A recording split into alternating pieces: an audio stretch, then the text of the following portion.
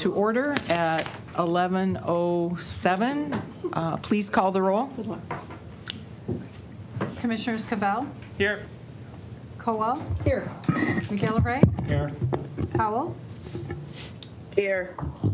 Charles. Oh, I'm in Pontiac. Oh, Here, Pontiac health issue. thank you. Yep. Okay. Charles, Present. Long is absent with notice. Moss, Here. Markham. Here. Madam Chair, you have a quorum. Excellent. Let's all rise for the Pledge of Allegiance. I pledge allegiance to the flag of the United States of America and to the republic for which it stands, one nation, under God, indivisible, with liberty and justice for all. All right, next up we have approval of the previous minutes. Moved by Commissioner Moss, supported by Commissioner McGillivray. Any comments? Is this an all in favor, or do we need to prompt the vote? We can prompt the vote. Okay, let's prompt the vote, please.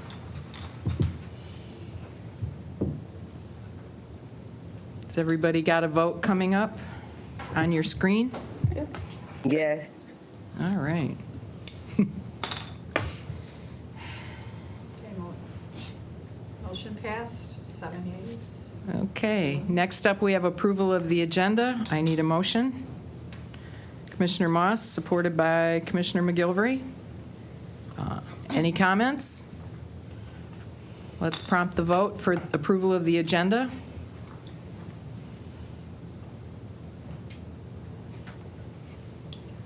You want a pen? Oh, you have a pen, okay.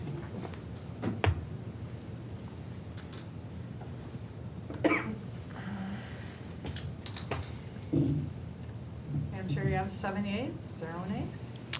Thank you. Next up, we have public comment. Public comment is open for anyone who wants to come before this board today. And at this time, it would be to speak on anything that is on our current agenda. You have 3 minutes. If you care to speak, please come to the end of the table, state your name and where you live. Good morning. Good morning, Commissioners. Morning. Thank you for your time. My name is Catherine Kennedy. I'm from Lake Orion. And I actually am concerned with the way the property taxes in this county have been assessed and redistributed. And it has often been almost misrepresented to the public that there was a cost decrease, but in fact, the rate itself was required to be reduced because of the Headley Amendment.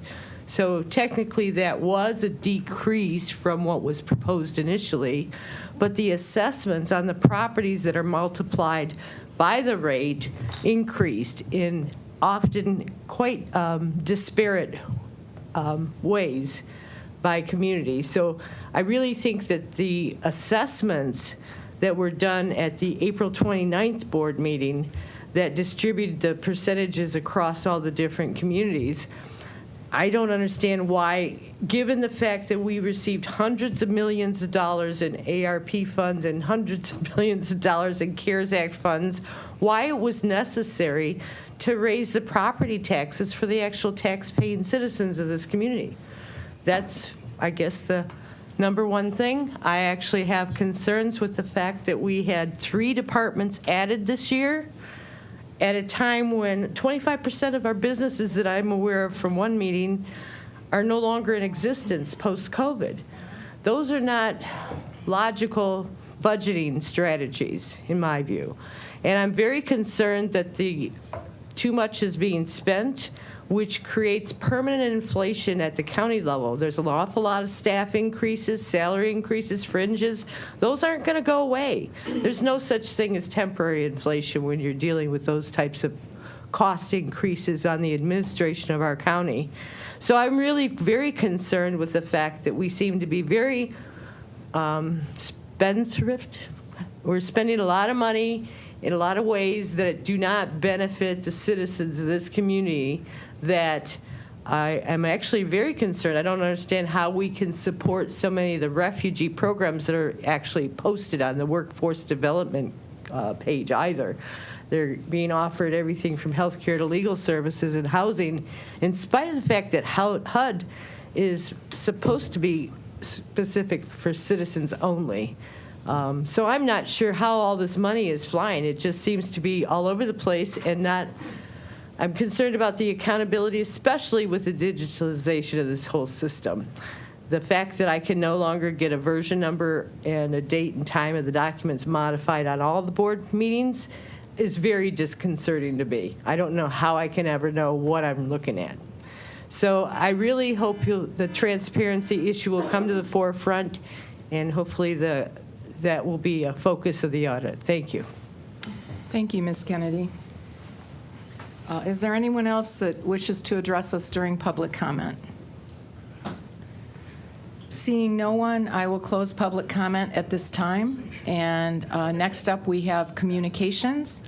I need a motion to receive and file the communications. Commissioner Kowal, supported by Commissioner Cavell.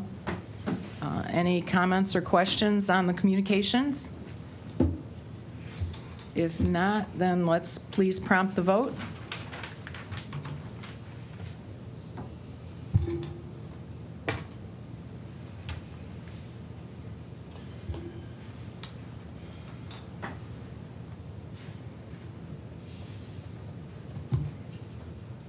Madam Chair, you have 7 yeas, 0 nays. Thank you. Motion passes. Next up is item number 8, Legislative Affairs and Government Operations Committee recommendations. Item A, fiscal year 2022 to 2025, collective bargaining agreement with the Michigan Nurses Association for Public Health Nurses. I need a motion. Commissioner Charles, supported by Commissioner Cavell. And I see we have Deputy Lynch with us this morning. Good morning. Hello. Well, thank you again. Again, I will be before you over the next few months with a series of union contracts. The nurses ratified their tentative agreement, and what you have before you is a summary of their 4-year contract. We did do a 4-year, with this year being a 1.5%, the following next 2 years 2, and the 4th year a 1% with the me also based on general salary increases.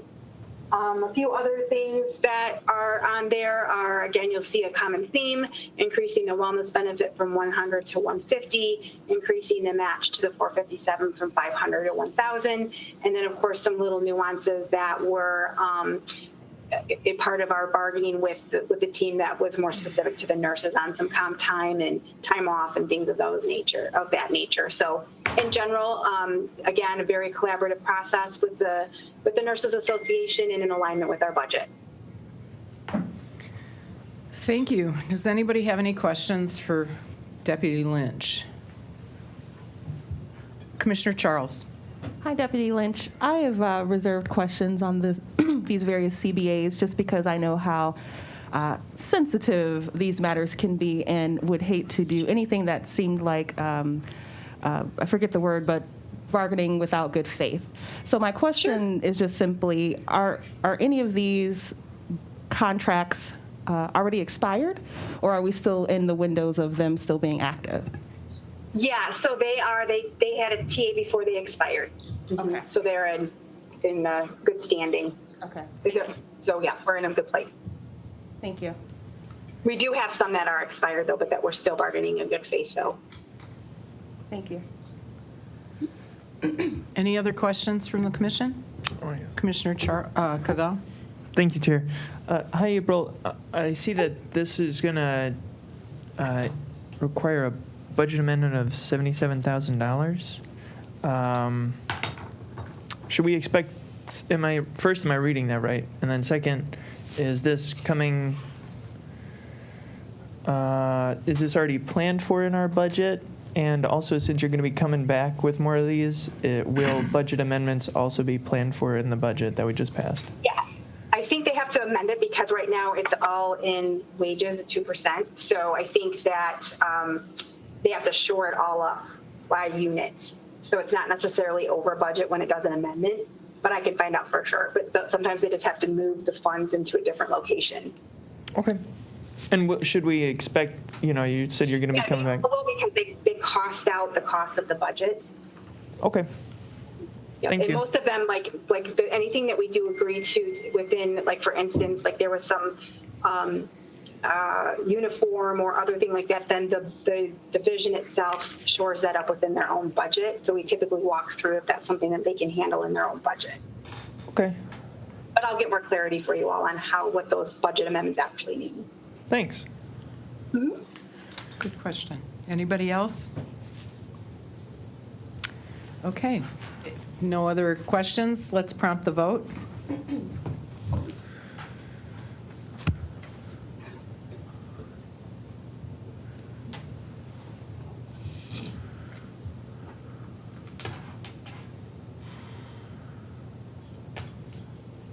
Madam Chair, you have 7 yeas, 0 nays.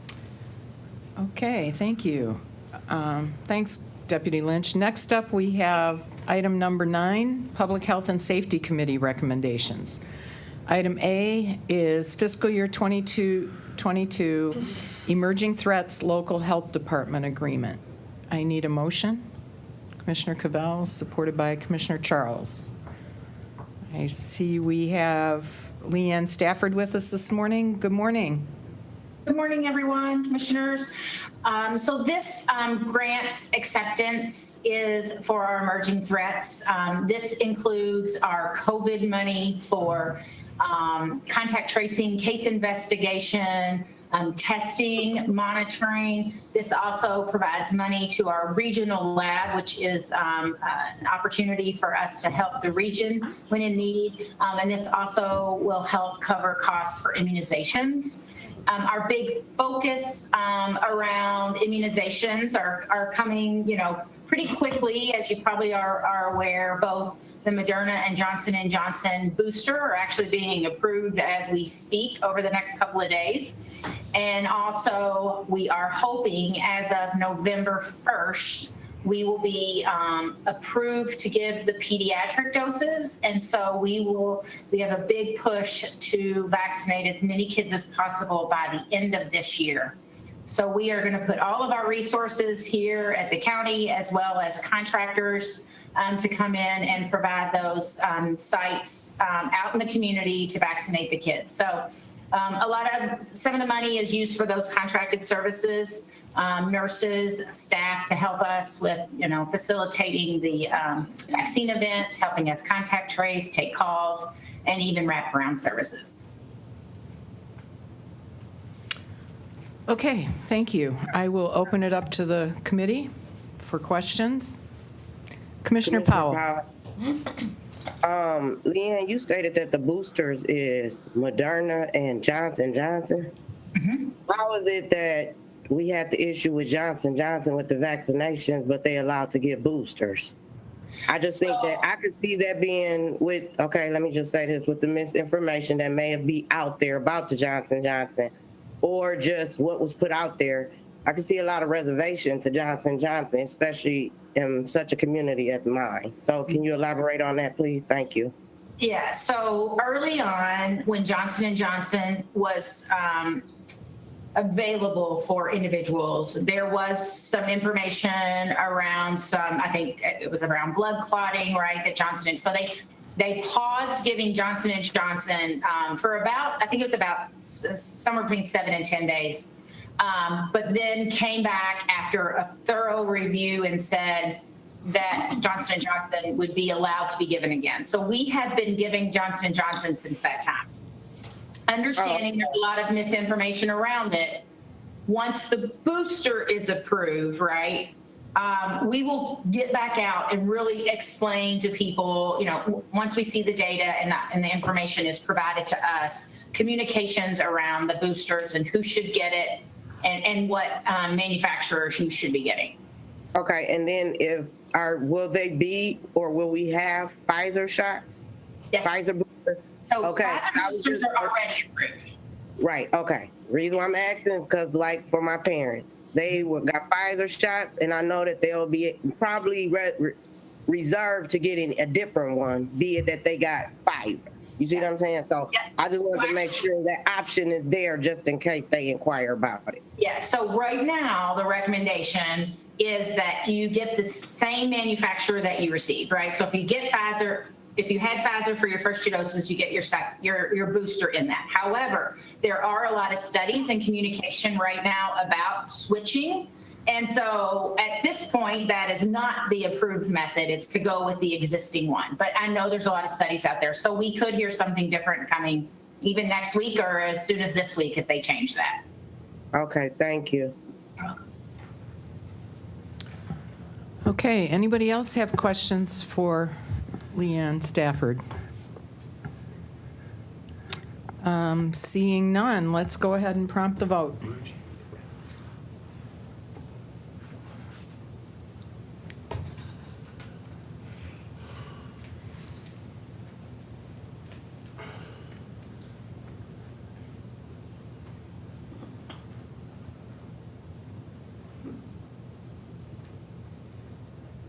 Madam Chair, you have 7 ayes, 0 nays.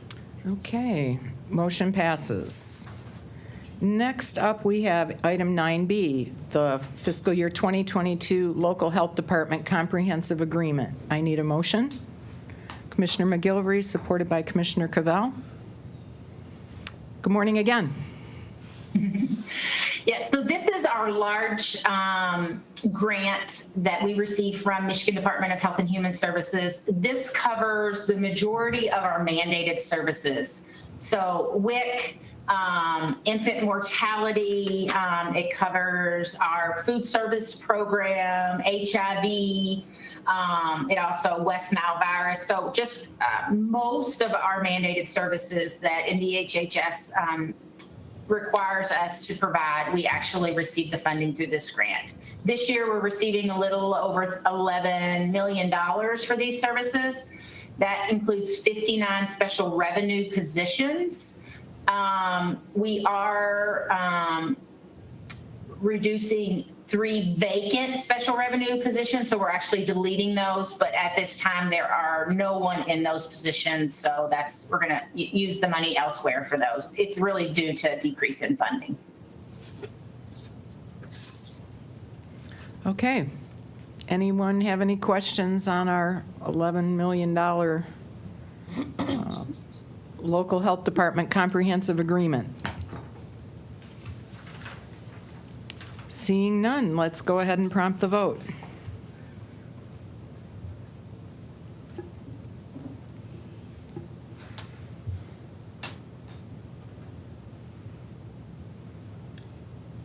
Madam Chair, you have 7 yeas, 0 nays. Thank you. Motion carries. All right. Nice to see you, Leanne. Thanks for coming by. All right. Next up, we have item number 10, department recommendations. Item 10A is the 2021 apportionment of local tax rates. I need a motion. Commissioner McGilvery, supported by Commissioner Cavell. I see we have Mr. Heber with us. Good morning. Good morning, Commissioners. How are you? Okay. The room with me, staying socially distant, is Shannon Moore and Ashley Young from our office. They're the individual employees that work with all of our local taxing authorities putting together the annual apportionment report. Brief description, this is a required report in the General Property Tax Act that all counties must follow to certify the tax rates. We work with approximately 130 different rates for all of our CBTs and taxing authorities. Of special note, as you're aware from the budget process, the county rate has been permanently reduced by heavily to 4.0132, and the Parks and Recreation rate has been reduced to 0.470.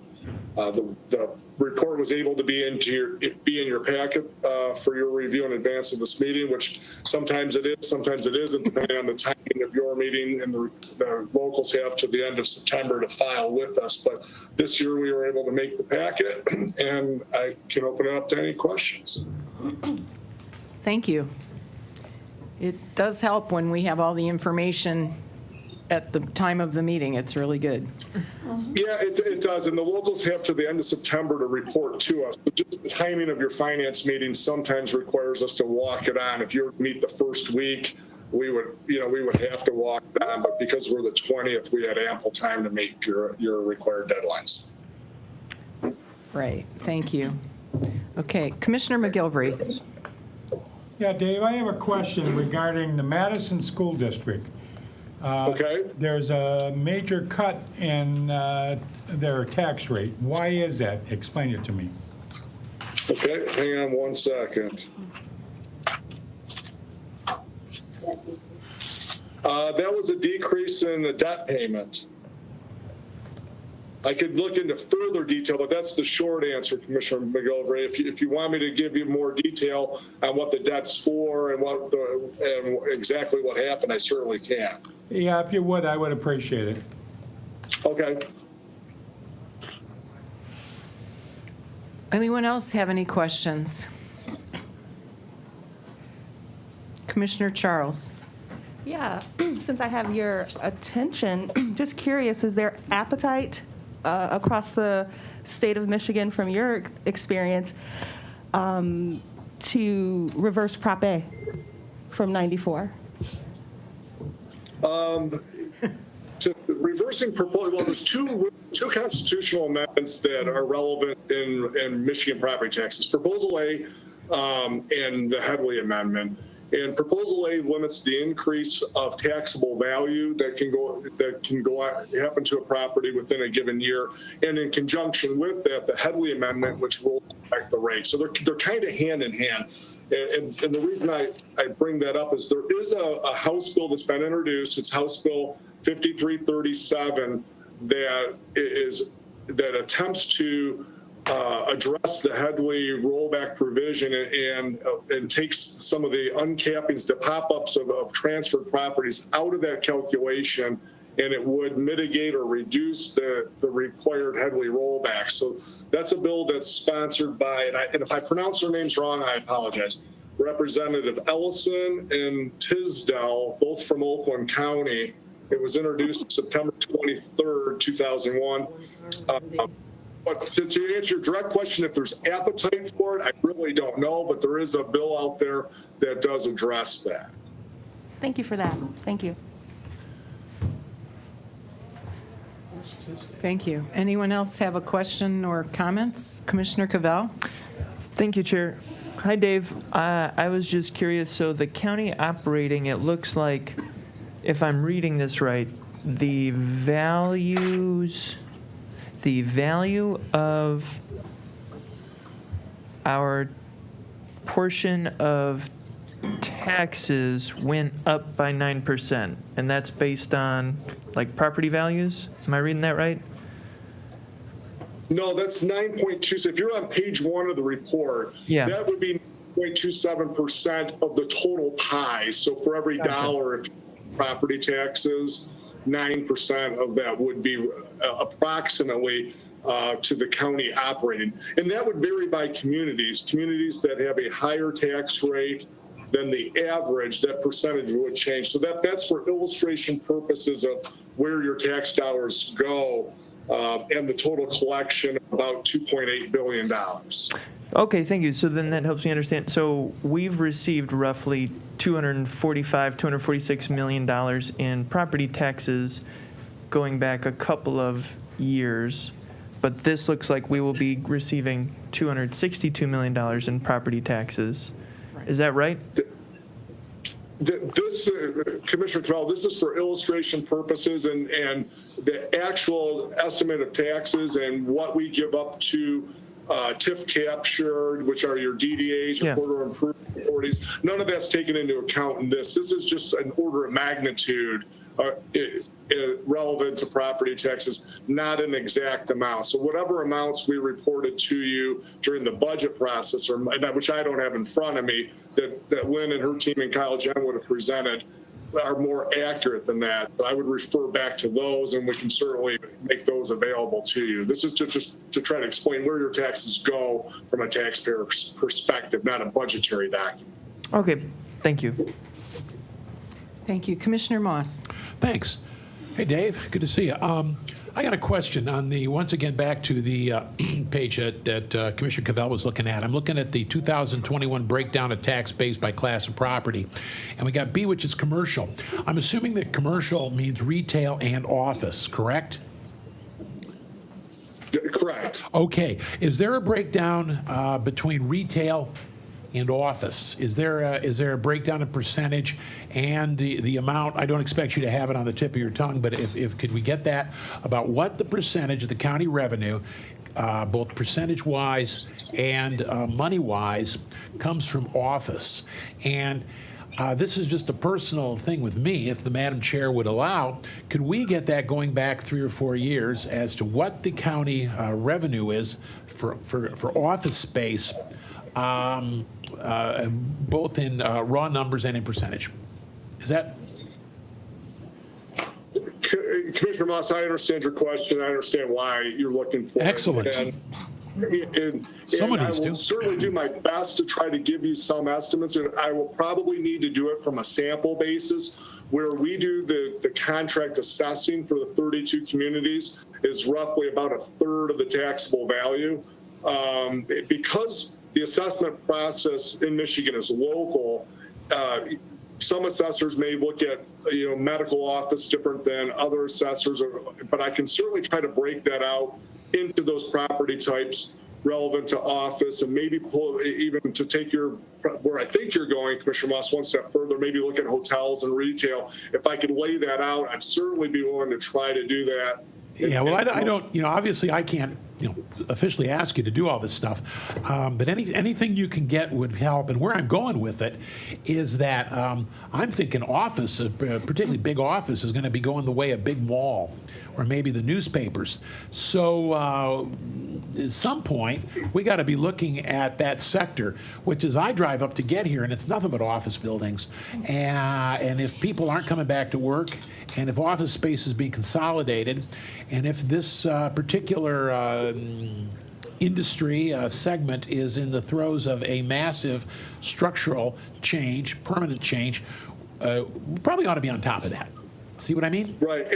Thanks. And I agree, Commissioner Moss, and certainly I will put forth some effort into doing this, unless obviously I'm told not to. I don't believe that. I report to Kyle Jen. I don't think Kyle's going to have an issue with me laying this out. Nah, I should hope not. And looping him in on this. And I will tell you this, Commissioner Moss, we are still very sensitive to our forecasting here at Equalization, working with Kyle and the administrative team. We're very concerned about tax tribunal challenges for this past year, and it wasn't, I'm happy to report it wasn't as significant as we were originally fearful of. But I do agree with you, as the change of the workforce moves forward, and maybe some of these companies that are continuing to pay their rent and their space, when those leases come up and they don't renew, it is concerning to us from a long-term standpoint rather than just right here and now. But it is something that we monitor, we analyze as best we can, and continue to build that line item in for tax tribunal challenges into our budget. We are fortunate that currently the makeup of our property taxes are around 75-76% residential, where in the prior recession, the Great Recession, that was the class of properties that really dropped significantly and significantly affected our values and then our subsequent property tax levies. But I understand what you're getting at, and I'd be glad to take a look at it and have a group of people and myself take a look and see what we can put together for you and for the entire committee if the chair at her pleasure. Yeah, thank you. I mean, I remember we were talking about this back in 08 and 09. We were getting slaughtered. So thank you. Thank you very much. Yeah. You're welcome. Thank you, Mr. Moss. I wholly support that idea. I'm very concerned being in a community that's heavy in retail, heavy in office out where I live. And I think getting ahead of this, getting some sense of where we've been, where we're going, what we think the forecast is going to look like would be very useful. So that's a great suggestion, Mr. Moss. And thank you, Mr. Heber, for saying you'll take a crack at providing us with that information. You're welcome. Anybody else? Okay, if we don't have any other comments, then let's go ahead and prompt the vote on item 10A. Oh, I'm sorry, Commissioner Charles. I didn't push the button because it only just came to me, and I was going to be ready for the vote, but this is the first one for me. Perhaps Mr. Cavell and Mr. Moss has been around the block a couple times with with these types of things. But I'm just curious, if let's just say we were to vote no, unanimously no, what happens then? Oh, that's a really good. I certainly hope you don't do that, for starters. Unfortunately, the way that it's set up now from a property tax structure is it used to be, so October statutorily, we have to approve the tax rates for the county. And that's an old statute that was really predicated on the majority or all the taxes going out in December. Over the course of time, many of the millage rates were moved into the summer bill. So this is a retroactive approval for many of the rates that have already gone out, levied, and collected. So in the event that this is not approved, the local communities would have levied taxes and collected taxes that wouldn't have met your approval. So then what I would do is work with our corporation council to figure out where we go next and how do we correct an inappropriate levy, what steps do we take. I guess fortunately we're on the same page with the finance officers as to what rates are to be levied, and hopefully that does not happen. But this is something that, other than the December rates that will go out in another 6 weeks or so, many of these have already been levied and collected by the individual authorities. I thank you for that. So, Madam Chair, we had numerous hearings for the budget process, which is appropriate. I just feel like something like this requires like study sessions and digging deeper, because I'm still learning DDAs and how they all are. I used to think a DDA was a mark of distinction, but it sounds like it's the opposite. And then the ISDs and what they levy, and the cities and the schools, so that way when I get accosted at the Kroger about how high taxes are and how they're all going to the schools, I just want to be able to really speak with authority and confidence. So for next year, if that's a possibility, after we get with budget hearings and things, perhaps there could be some deeper dives. Thank you. Yeah, I think that's a good suggestion. Can always learn more. Commissioner Kowal. Well, thank you. That gave me time to think of a question as well. As you know, our property, the sales have been just with a lack of marketable properties or scarcity, and the demand has driven the sale prices way up. I'm sure that that's all going to kind of even out over a period of time, but I know with the that they can only go up the taxable assessments, either 5% or the rate of the CPI, whichever is less.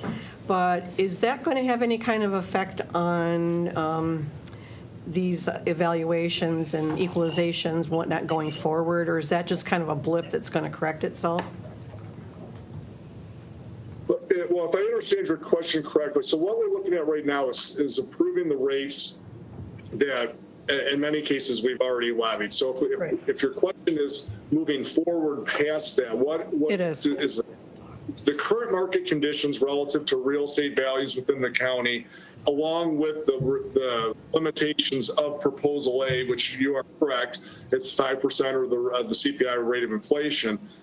That is for the 2022 levy, what we're working on right now.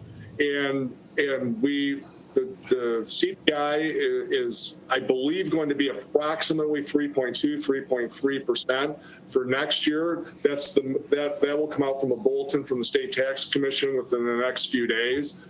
And that's what we will use in preparation for the next year's budget process, re-benchmarking the 3-year budget with those new figures, and then the 5-year fiscal plan as well. But that's something that is in process really in the next couple of months. Once we have those figures, new construction is still being, permits are still being issued that will affect next year's taxable value. And the transfers of ownership, like you said, the prices going up on properties are still being analyzed by all the assessors within the county and our office in preparation for 2022. So I think that the short answer to your question is that the property values are slightly stronger than what we would have thought 18 months ago or 12 months ago, which is a positive. But I think we're in a pretty good spot from what our forecast was. And, you know, we will be working on that internally in management and budget and through the county executive administration. And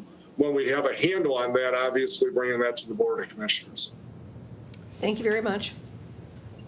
Thank you. Commissioner Moss. I believe answer to Commissioner Charles's question is what would happen if we did not pass this. I would believe it would be a disaster of biblical proportions. Human sacrifice, dogs and cats living together, mass hysteria. I, for one, I can't even contemplate it. Howard Hill. Mass hysteria. Thank you, Mr. Moss, for that insightful comment. I'd just like to make one point, and that is the Headley Amendment and Prop A keep driving our tax rate down. Property assessments, the value of the homes are going up and going up quite a bit and quickly. So the net effect of that to the homeowner is their taxes look like they're going up. But there's only so much control that we have in the government, and we've done our part to hold the tax rate and let it roll back. So I just want people to understand that because your taxes went up, it wasn't necessarily because anybody raised your taxes. It's because the assessments have gone up and the values of the properties have increased. So it, depending on, you know, your individual situation, that can be painful. So that's just the reality. Anybody else have any other questions? Commissioner Cavell. Thank you, Chair. I just wanted to say, since Commissioner Charles brought up possibly voting no, because we don't want dogs and cats living together or whatever Chuck was saying. So I thought it'd be worthwhile to say I'm going to be voting no because the structure of municipal taxation in this state is fundamentally broken. You see it when you go to your local communities. We're seeing it in this report. It's not anyone's fault here, but whatever we can do symbolically to say, no, don't make Berkeley schools cut their budget. Don't make Madison Heights cut its budget, because a publicly elected body that is accountable to the public, aka the government, is a good thing and a possible force for good in helping people with things that they need, whether it's essential stuff or pie-in-the-sky stuff. It's good, and I think we should invest in that, so I'm voting no. Okay. Anybody else? Any comments, questions? Let's go ahead and prompt the vote.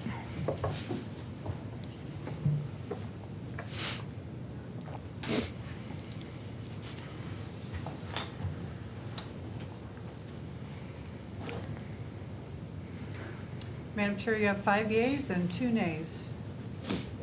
Thank you. Motion carries. Thanks, Mr. Heber. Thank you.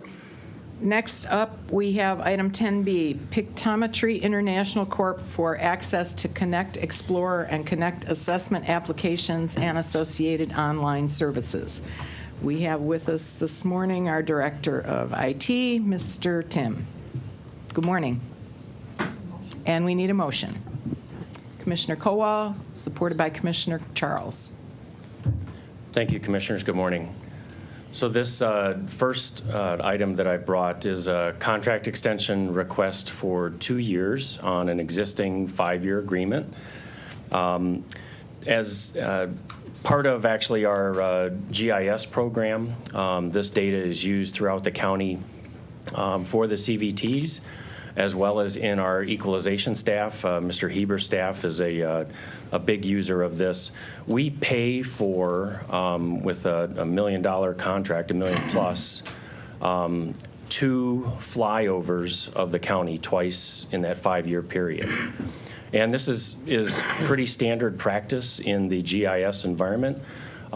We pay out of the county for these flights just in Oakland County to give us more accurate data. And that contract ends.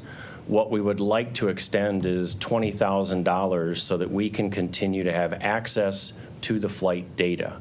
So that will allow the GIS users in the CVTs, of which there are several hundred that we provide GIS for through a separate board-approved initiative.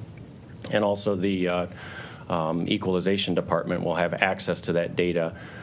So if we don't approve this extension, we will lose access to that data.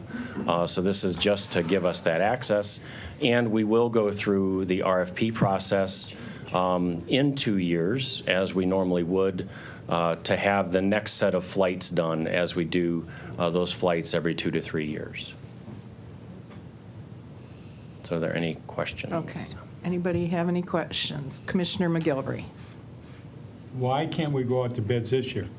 Again, this is a contract extension. So we will go out to bid for the flights. This is really just to give us access to the data that we already own. We will go out to bid for the flights. It's just we don't need new flight data yet.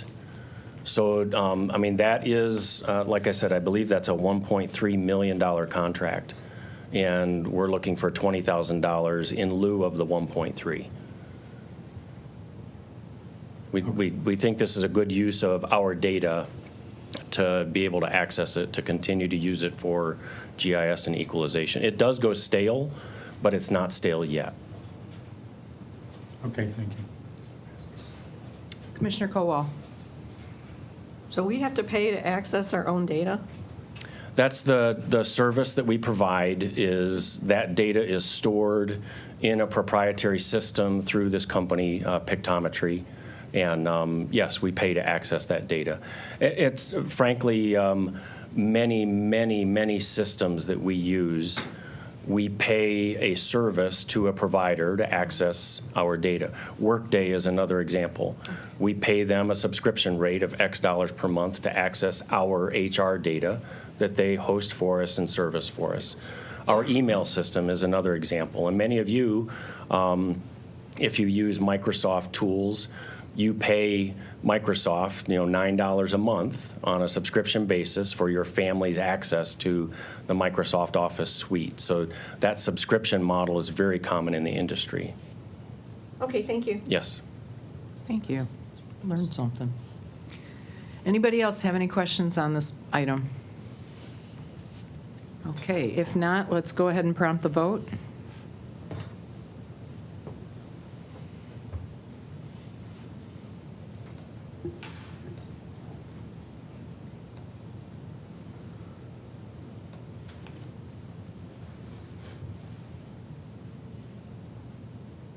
Commissioner Powell? Oh, got it. Madam Chair, you have 7 yeas, 0 nays. Excellent, thank you. I will have to learn how to vote from home on Me Civic too. Clerk. That's Yeah. pretty cool. It's just like here, you just sign in the same. Okay. Yeah.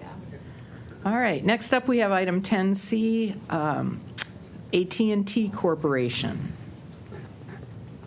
It's you again, Mr. Tim. I need a motion. Commissioner Cavell, supported by Commissioner Kowal. Thank you, Commissioners. So we have several very large telecommunication contracts with a number of different vendors. PFN, Peninsula Fiber Network, is one. AT&T obviously is one. Windstream is another that provides significant telecommunication service for us. We provide to the county the access out to the internet from our county complex. We provide access to our backup data centers. We provide, in this particular case, these circuits that we're talking about connect out to 10 different counties and are primarily related to our CLEMIS systems and CLEMIS support in those 10 counties. So this is a very, very large network.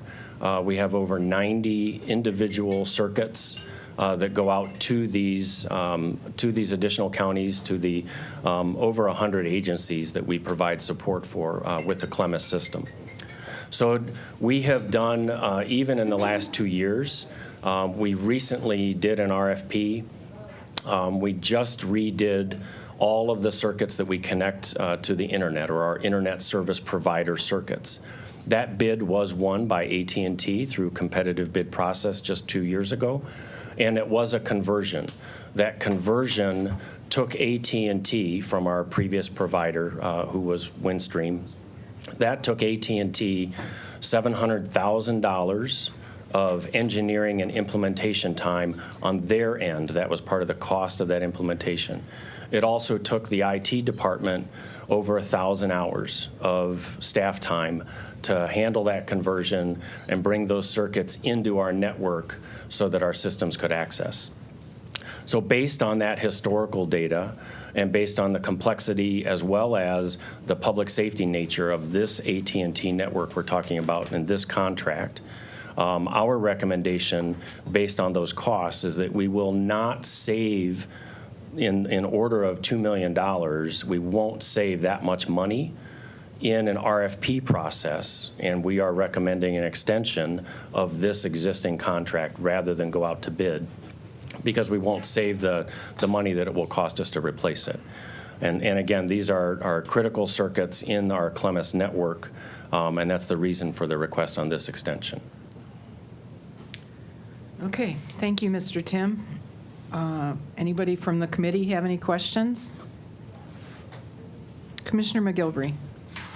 I'm going to be voting no on this, and the reason being is it seems like every agenda we have contract extensions for Mr. Tim's department, and I have a real concern. I understand that it's all part of the business, that it's a little bit cheaper, but this is not only just an extension, this is an increase over 5 years of $1.75 million.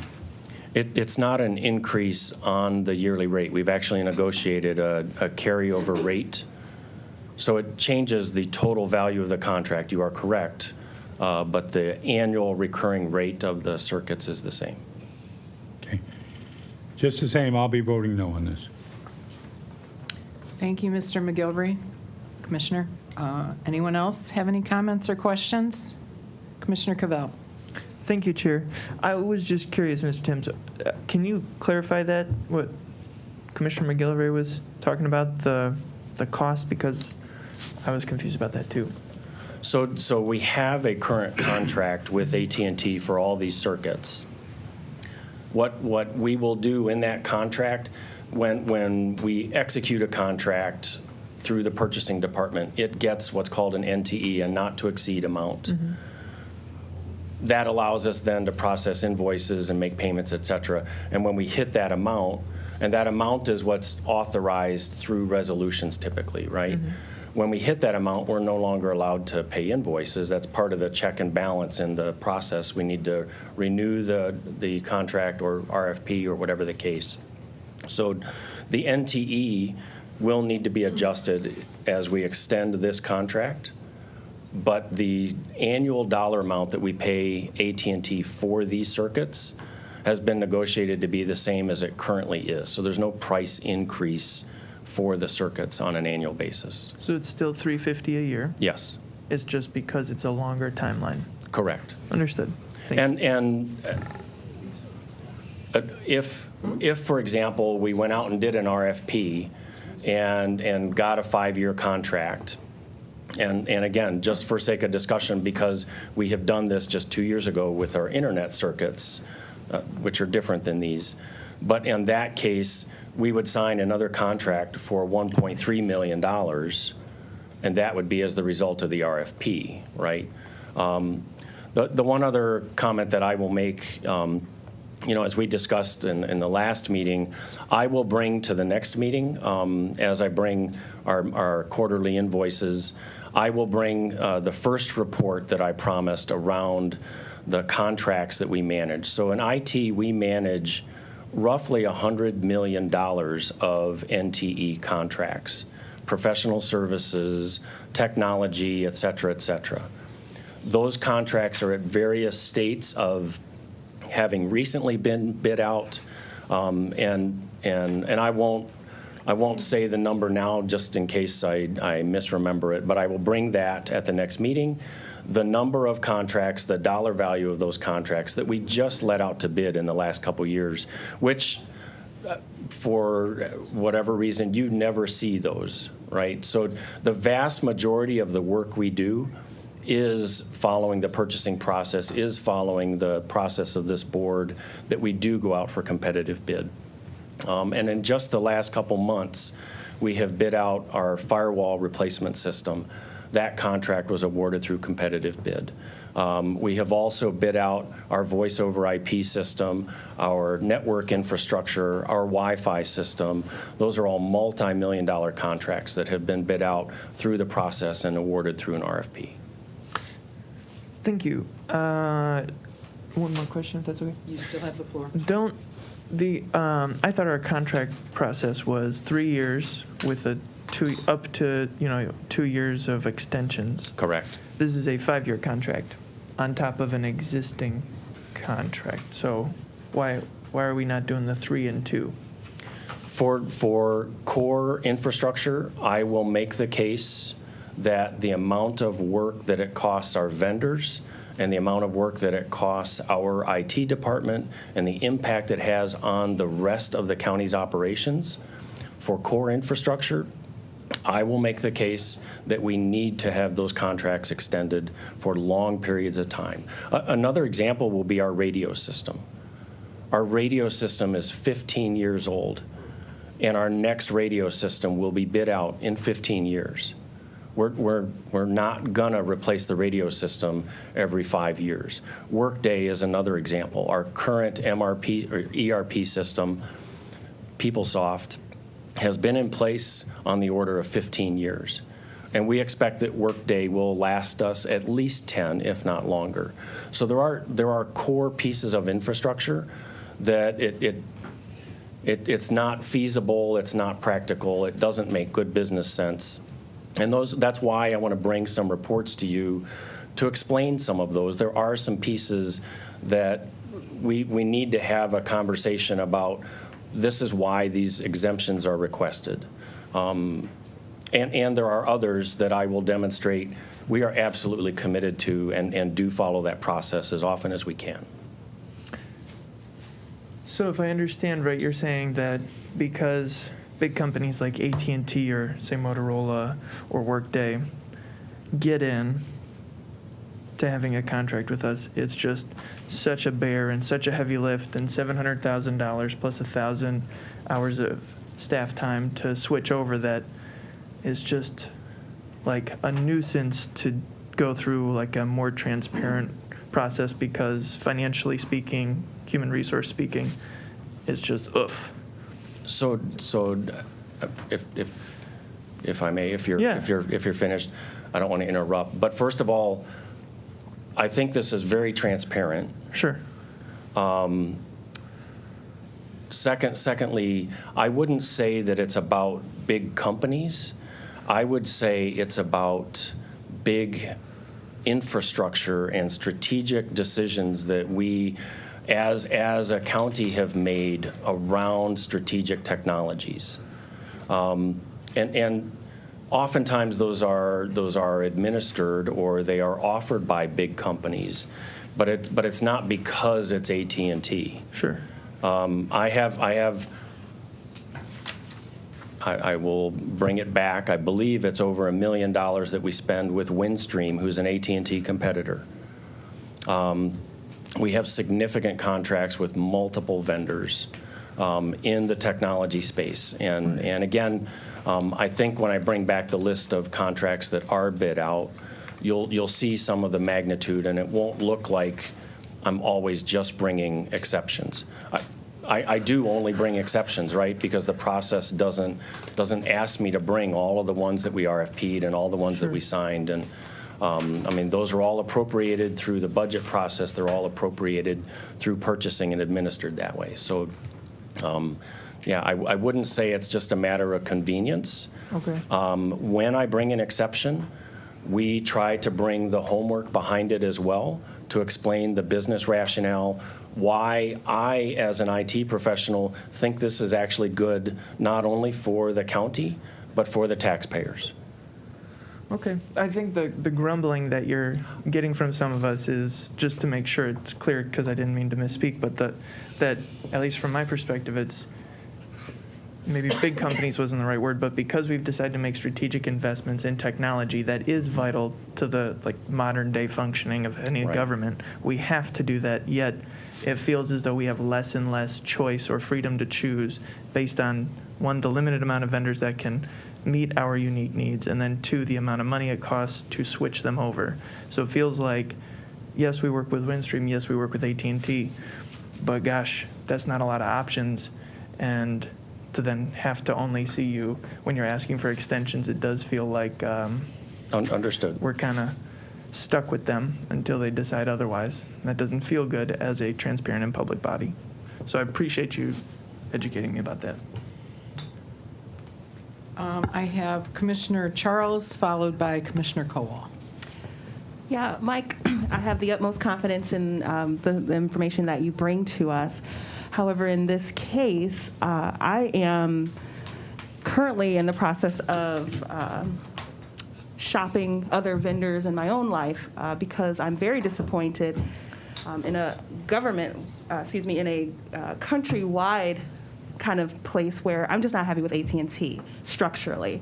And the idea of giving them $1.7 million or whatever the amount is, just so they can go then perpetuate the widespread voter fraud. That's not true.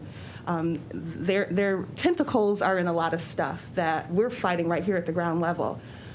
Whether we're talking about our clerk and our elections, just the rhetoric that we're hearing across the country, a lot of it is being led and funded by AT&T. So I'm a no, just out the gate. I want you to know, and that's why. It has nothing to do with their services, but I definitely feel like when you talk about telecom, it's easy for them to have monopolies, widgets and gadgets and things that they have that no other company has, so then we have to continue to work with these companies. We need to start moving away from that. There's all kinds of service points, whether it's CenturyLink, I can go on, but I want us to really be critical with how we spend the taxpayer dollars, especially when it's just going to come around to bite us on the back end with misinformation. So, like I said, utmost confidence in your reports. It's just the company itself is a no for me. Thank you, Commissioner Charles. Commissioner Kowal. Thank you. I just wanted to say that I think, Mr. Tim, it's just the nature of the beast that you deal with. It's capital intensive up front from both whatever company and as well as the county. And then we also seem to run into, proprietary issues and so on and so forth. Right. I guess thinking long-term, because it almost seems like it does kind of help create monopolies going forward.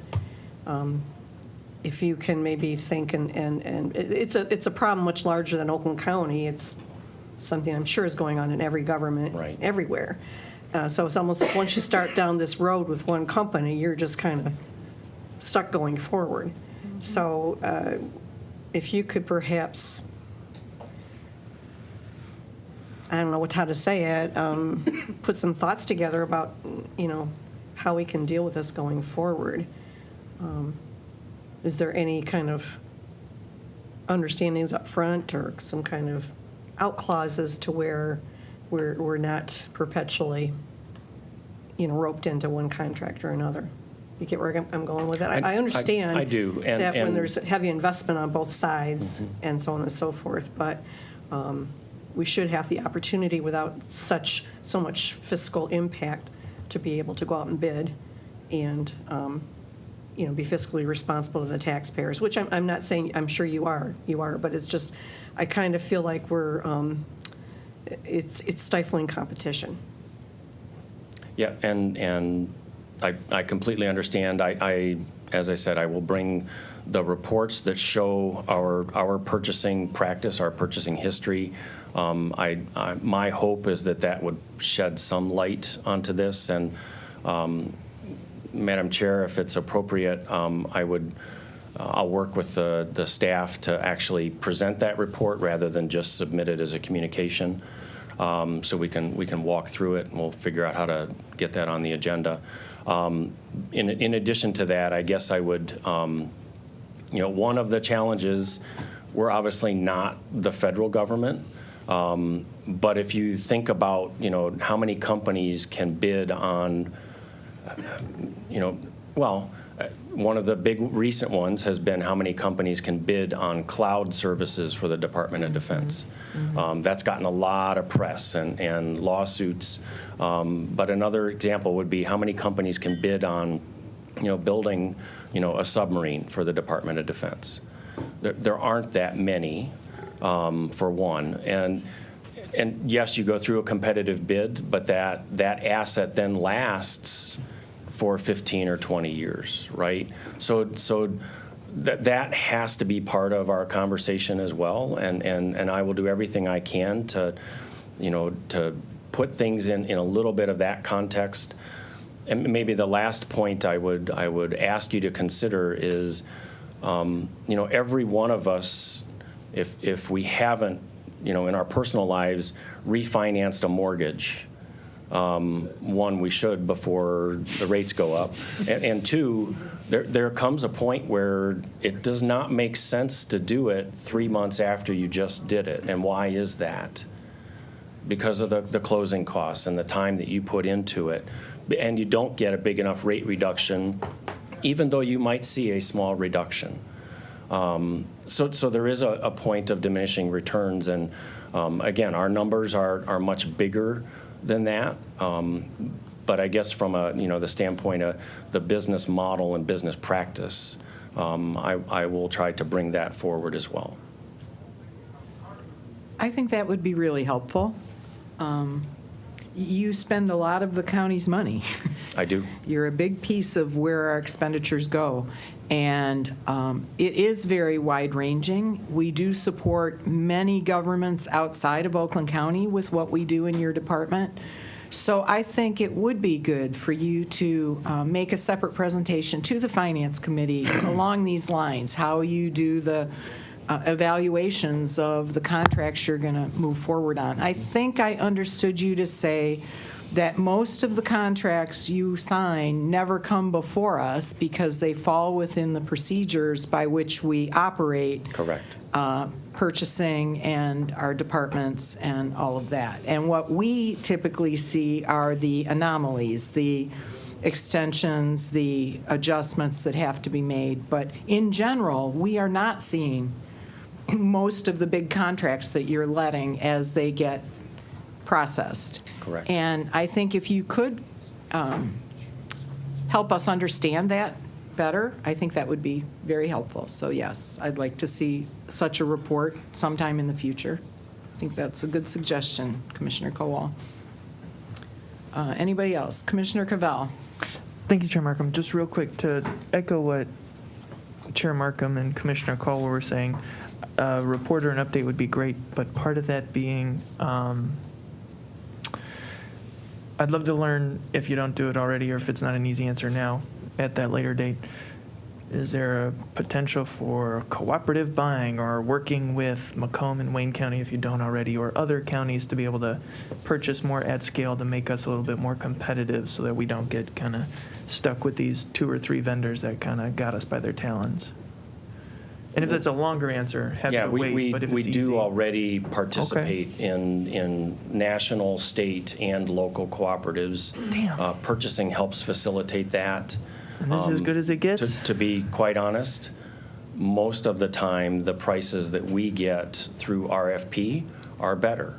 Okay. And again, we brought some of that analysis even with this extension.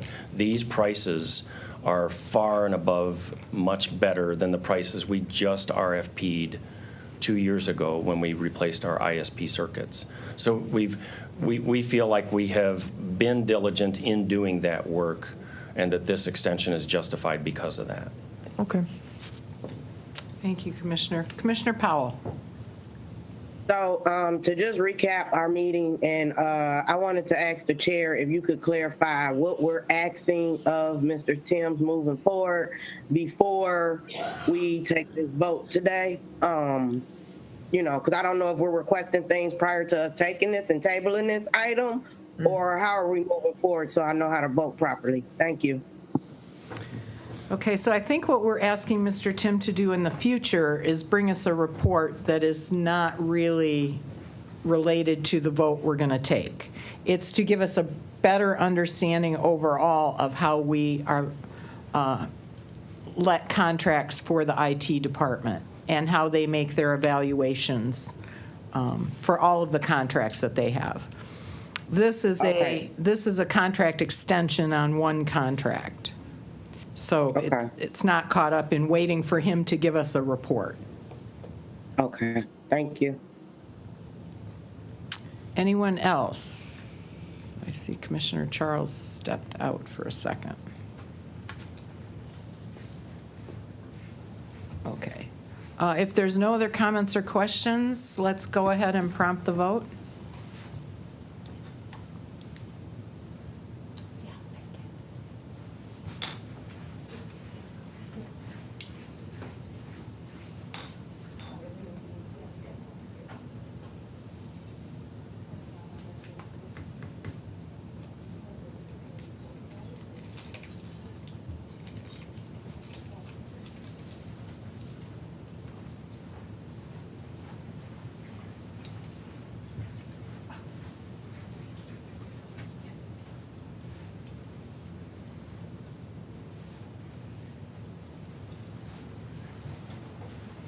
Madam Chair, you have 6 yeas and 1 nay.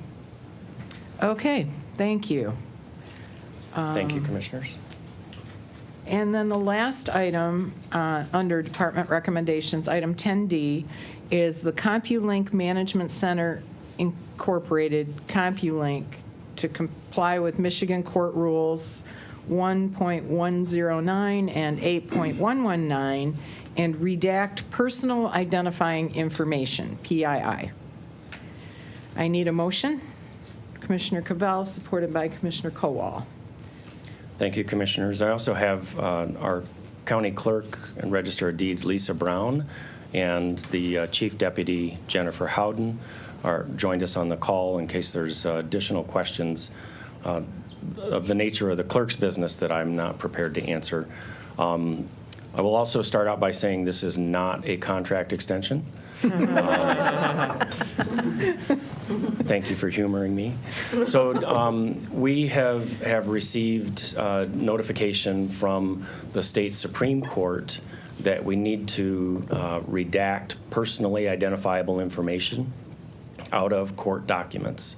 And that is done in Jennifer's department. We are implementing going live in the next 2 weeks with the clerk, the circuit courts, and the friend of the court, a very large implementation that changes many of their business processes using the Laserfiche tool.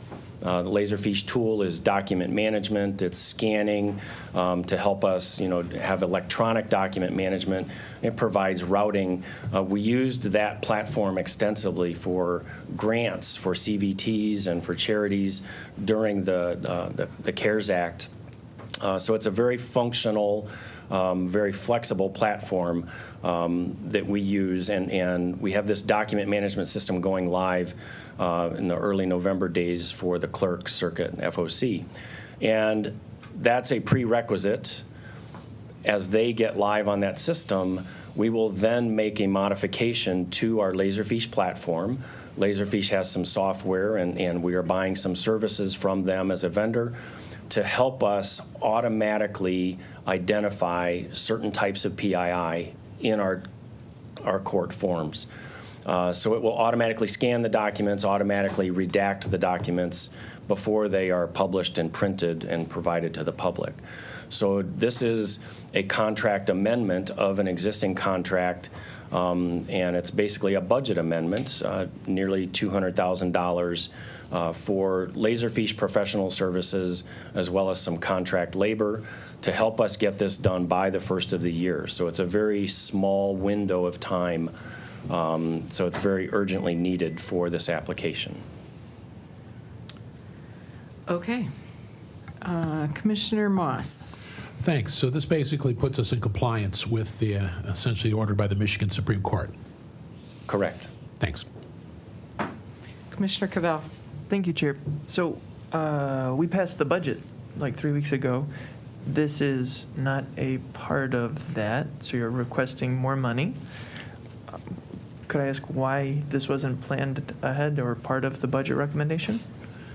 So I may ask Lisa Brown to speak about the timing, but part of the reason that it wasn't built into the budget is the timing of the implementation for the clerk circuit FOC. This has been a requirement from the Supreme Court that has had several back and forths in terms of when it's going to be implemented and the actual timing required. And Clerk Brown, I don't know if there's, or Jennifer, if there's additional information you'd like to add.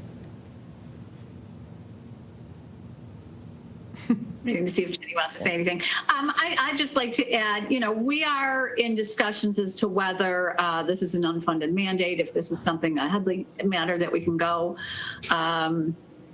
approach the SCAO about, but things get thrown at us, whether it's from the legislature or from SCAO or some other state entity that, implements rules that we have to follow. And, this is one of them, so. Okay. Anyone else? Comments or questions? Well, yeah. You still have the floor. Okay. So maybe I missed it, but then why was this not part of the budget recommendation asked? We couldn't estimate it until we had done the implementation, which is still pending. Gotcha. That implementation, they're in final acceptance testing right now. Okay. So we had to wait until that was implemented to have the resources and really understand our state of affairs in the implementation to make these changes. So if I understand, that means they had to see how many documents they'd have to do this with. They'd have to see how big the office is. Correct. Okay. And how this new software will integrate with what's being implemented. Okay. Thank you. Correct. Sorry. And Sorry. I'd say it's more than that. It's more about the software and the vendor and what it will take them to do to make this adjustment for us. Because we were fearful, quite honestly, that it was going to cost a lot more. So. Okay. And to add to that, we had this court rule changes have went back and forth, as Mike referenced earlier, that at one point SCAO was going to remove all of the fields that are redacted or required to be redacted, and that's what our thought was in January. And then it came to light that had changed and that the courts were responsible, the court and clerk were responsible for redacting that information. So in the summer, we realized that it was going to be our responsibility. And then that's when we started having discussions with the executive office and with IT on how to manage and how to be able to comply with that. And so the timing was really, we have a fast target that's coming up. So I don't think all the numbers were able to be identified when we realized that it was going to be our responsibility to manage this. Okay. Thank you. Anyone else? Okay. Seeing no one, let's go ahead and prompt the vote.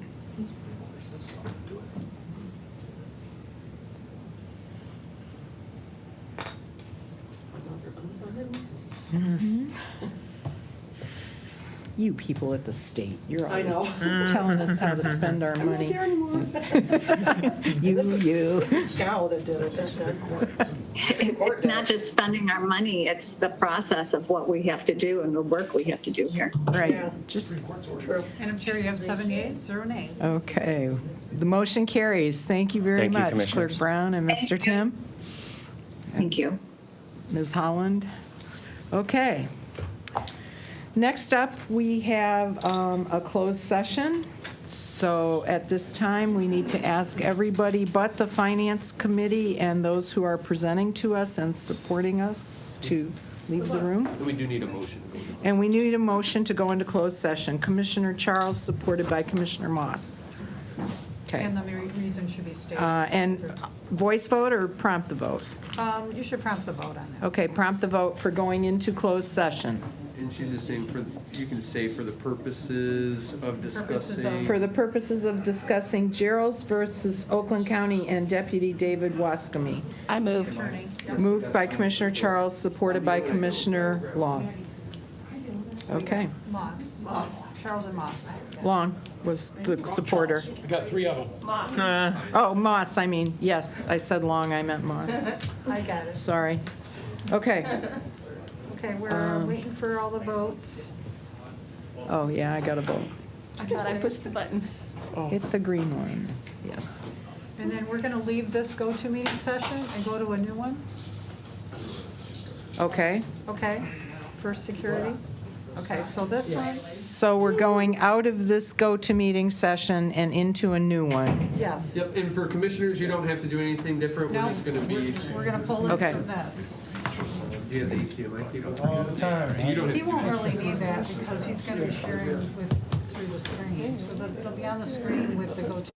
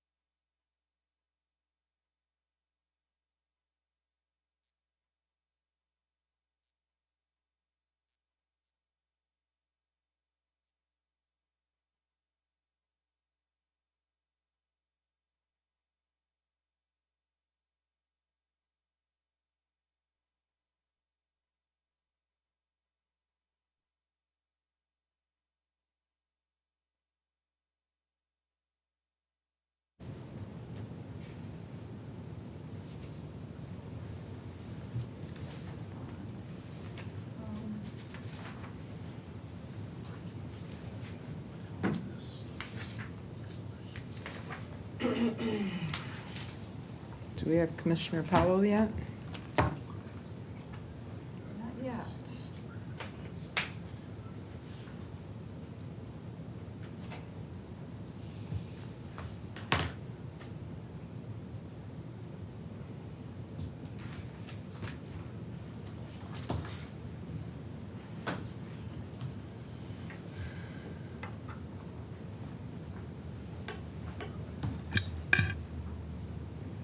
Okay, there we have Commissioner Powell. Can you hear us, Commissioner Powell? Okay, wait, okay. Now speak. Can you hear us, Commissioner Powell? Yep. Oh, Pontiac health issue. Okay, great. All right, now I will entertain a motion to approve the decision that was made under closed session, moved by Commissioner Moss, supported by Commissioner McGilvery. And you can go ahead and prompt the vote. It'll be approving the recommendation of council. It is approving the recommendation of council Approve Corporation Council to in the proceed. matter of Gerald's versus Oakland County and Deputy David Wascombe.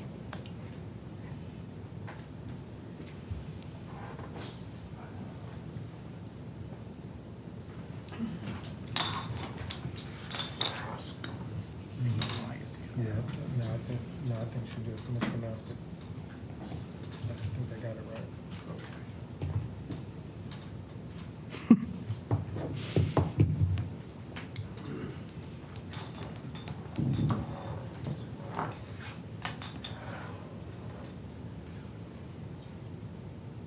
Commissioner Powell, did you have a vote this morning? Commissioner Powell? I'm a yes, but my thing is acting up. Yes vote. Just Okay, mark me a yes. I'll mark you yes then. Thank you. Thank you. Madam Chair, you have 7 yeas, 0 nays. Motion carries. Thank you very much, everybody. Thank you.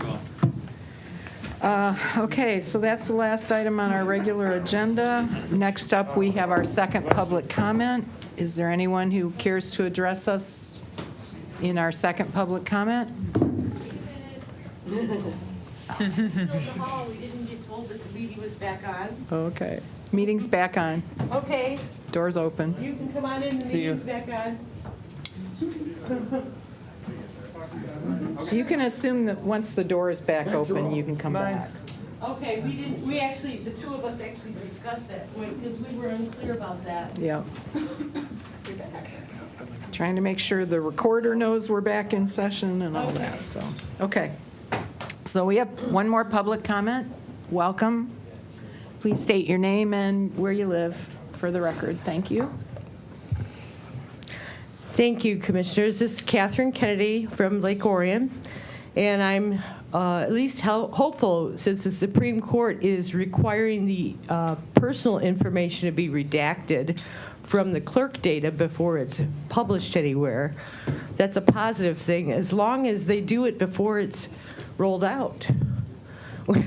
Once it's rolled out, it really is irrelevant, and all of our identity is at risk, especially given the fact that the Secretary of State has modified her programming on the kiosk at the Meijer store to not only do tabs for your plate renewals, but you can get temporary ID and voting now on a kiosk with no verification of anything, and contrary to the laws, I believe. So I actually have really very concerned about this airport lease that I believe goes into effect tomorrow. I believe that it will far exceed the limits of a committee to approve, because there's no way the 38 pages of extensive risk and financial liability that's imposed on the citizens of Oakland County in exchange for this lease could possibly be less than the $250,000 that the committee would be allowed to approve. And given it's a 10-year lease, you have to multiply it times 10. The fact that they simply have approved it in the Economic Development Committee on August 11th, and then slid it on the consent agenda on September 2nd, to me is not proper approval. I think it lacked the proper authority in the committee to go as just simply a consent item. And I really believe our entire community is at risk if the Biden administration does here what they've been doing to other areas of the country, where we are just getting a lot of immigrants in the middle of the night dropped off. There was a whole bunch of children that were dropped off unaccompanied in New York just yesterday. They caught on the video. So there's a lot of this going around our country where immigrants are simply being redistributed throughout our communities without our consent or approval at our cost. I'm concerned if this lease goes into effect at all tomorrow, we will be stuck for 10 years because I don't believe we can supersede the authority of the federal government no matter what.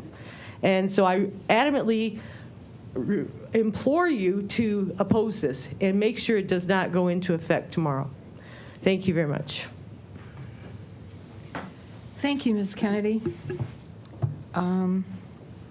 Anybody else care? Commissioner Moss? Thanks. I'd just like to use the public comment part to avail myself, reiterate something that we went on in the meeting, and that was when talking to Dave Heber at Equalization about the issue of the possible massive structural changes in office. Sorry. No, that's okay.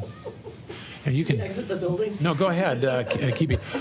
In the massive structural changes in office and in the office sector, I'd like to, at least this committee. I mean, this is the money committee, right? This is our revenue. I'm sure we could, funnel it off to any other committee, but I would, at least that we keep an eye. We kind of make it a point to monitor this and keep on top of it and see what the administration is doing. What are the, what are we seeing? What are we seeing in terms of changes in it? What are we doing proactively to address this? What's our exposure to structural changes in the office sector here? Equalization, business development, all this. I would like us to formally request the administration to clue us in on what they're doing, what they're seeing, because it's looking massive to me out there. Every time I talk to anybody from real estate, this is huge. And if big office is going to go the way of big mall, or 25 years ago, newspapers, like I said, we got nothing but office buildings out there. And if that's something that's going to be going the way of the dinosaur and the dodo, we better be on top of it. So I really would like to see, come out of this committee, what the heck? It's all revenue anyway. Thank you, Madam Chair. Thank you, Commissioner Moss. I completely agree with you. This is something, like I said, I come from a community that has a lot of vacant office space right now and a whole bunch of vacant mall space. And it's a big question when I talk to the local leadership. It's kind of like, well, yeah, we don't know exactly what we're going to do yet. I think this is a discussion that needs to be had across the region. I was at SEMCOG last week. They had one of their workshops was on the very subject of vacant office space and what's going to happen with that. So yeah, I think I'll talk to the chair about what can we do to ask the administration to talk to us about this and what the plans are and what we think we can do. Commissioner Kowal. Thank you. And I'd just like to add on to Commissioner Moss's statement by saying this is something that we need to really take into deep consideration as we draw our fund balance down and make sure that we're not tipping too far in the other direction, that we don't get ourselves into trouble because of this. It's a big amount when you look at the piece of the pie that has. So something that we definitely need to consider going forward. That's Thank you. exactly right. Appreciate your comments. Anybody else in public comment? Seeing no one, I am at the top of my agenda. If there's no other business to come before this board, I will call this meeting adjourned at 12:45. Thank you, everybody.